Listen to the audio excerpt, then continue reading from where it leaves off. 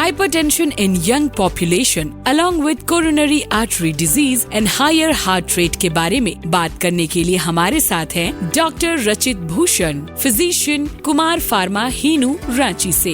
Doctor, हम hypertension को कैसे परिभाषित करते हैं और हमें कब यह निष्कर्ष निकालना चाहिए कि व्यक्ति को हाइपरटेंशन है? हाइपरटेंशन बेसिकली बहुत सरल सी चीज है। जब भी हमारा ब्लड प्रेशर या रक्तचाप जिसे हम हिंदी में बोलते हैं, वो अगर 120 जो सिस्टोलिक वैल्यू होता है और डायस्टोलिक वैल्यू 80 होता है, अगर 120 से ऊपर चला जाए और डायस्टोलिक 80 जो होता है उससे अगर ऊपर चला जाए तो हम उसे एक प्री हाइपरटेंसिव स्टेट बोल सकते हैं। अगर वो दोनों वैल्यूज अगर हायर साइड में और हायर साइड में चला जाए किसी की मरीज में, तो हम उसे एक हाइपरटेंसिव पेशेंट की तरह टैग कर सकते हैं। फॉर एग्जाम्पल, जैसे नॉर्मल ब्लड प्रेशर बेसिकली 120/80 होती है, बट हर किसी का ब्लड प्रेशर वैसा होता नहीं है। तो अगर किसी की वैल्यू 130 है, 135 है, तो हम उसे बोल सकते हैं कि ये प्रोबेबली अभी हाइपरटेंसिव स्टेट में है। एंड अगर वो उससे भी ज्यादा होता है, जैसे 140, 150 के अबव जब जाता है, तो हम उसे सीवियर हाइपरटेंसिव लेवल कर सकते हैं। डॉक्टर, क्या हाइपरटेंशन पूरी तरह से ठीक हो सकता है? अगर कोई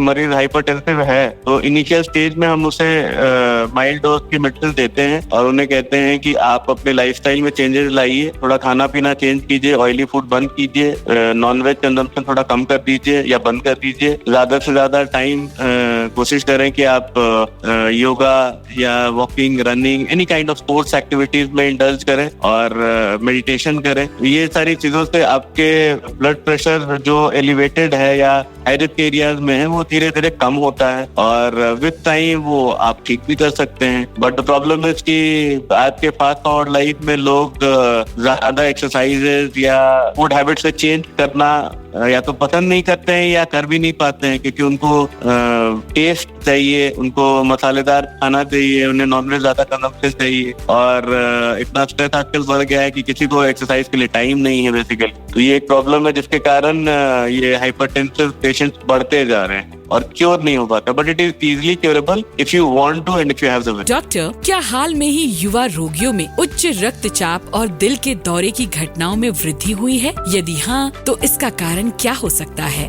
सबसे पहला कारण है इसका फूड हैबिट, क्योंकि आजकल जिस मार्केट में फूड अवेलेबल है, जंक फूड बहुत इजीली अवेलेबल है, मोमोज है, चाउमीन है, बर्गर है, पिज्जा है, ये सब अगर आप रेगुलर कंज्यूम करते हैं तो आप इजीली हाइपरटेंसिव हो जा सकते हैं। इसके अलावा स्ट्रेस फैक्टर जो है, आजकल यंगस्टर्स जो हैं बहुत ज्यादा गैजेट, मोबाइल ये सब पे रहते हैं, रात भर सोते नहीं है, ऑफिस का वर्कलोड ज्यादा है, उससे स्ट्रेस एक्टिविटीज भी बहुत ज्यादा बढ़ती है, उसके कारण भी हाइपरटेंसिव हो जाते हैं। थर्ड की हमारा जो नेचर है वो धीरे धीरे डिस्ट्रॉय हो रहा है। लोग ज्यादा अर्बनाइजेशन की तरफ मूव कर रहे हैं, जहाँ पे पोल्यूशन ज्यादा है, ग्रीनरी कम है और apart from that sedentary lifestyle, कि हम पहले जमाने में होता था क्या कि हम कहीं ना कहीं फिजिकल एक्टिविटी ज्यादा रखते थे, वॉक करते थे, घूमते थे, साइकिल यूज करते थे ज्यादा। बट आज के दिन में व्हीकल्स हमारे पास है, कंफर्ट ज्यादा है, गैजेट्स हैं, कार्स हैं, तो फिजिकल एक्टिविटी बहुत ही कम हो गई, सेडेंटरी लाइफस्टाइल हो गए, बैठ करके काम करना ज्यादा पसंद करते हैं। तो उसके कारण से